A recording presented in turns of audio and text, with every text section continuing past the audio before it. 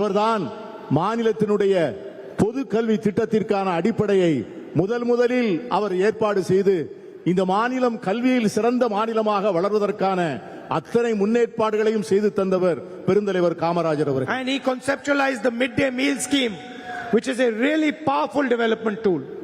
அவர்தான் ஏழை எளிய மாணவர்களுக்கு மதிய உணவு அளிக்கின்ற திட்டத்தை தமிழகத்திலே முதலாக அறிமுகப்படுத்தி இந்தியாவிற்கே வழிகாட்டிய மாபெரும் தலைவர் Kamarajar. In the same way, when we were in government at the center, we pioneered Mahatma Gandhi Manrega, which has been destroyed by the BJP. இதை தத்துவத்தை தான் உள்வாங்கித்தான் காங்கிரஸ் கட்சி ஆட்சியில் இருக்கின்ற போது மகாத்மா காந்தி தேசிய ஊரக வேலை திட்டம் என்று ஒரு அற்புதமான திட்டத்தை நாம் அறிமுகம் செய்தோம். So our alliance knows how to look after the poorest of the poor in the state. எங்களுடைய கூட்டணியில் இருக்கின்ற கட்சிகளுக்கு இந்த நாட்டிலே இருக்கின்ற அடிமட்டத்தில் வாழ்கின்ற ஏழைகளுக்கு எப்படி உதவிகள் செய்வது, எப்படி அவர்களை முன்னேற்றுவது என்பது எங்களுக்கு இயற்கையாகவே எங்களுக்கு தெரிந்த ஒன்று. And we are going to deepen the foundation of social justice in Tamil Nadu.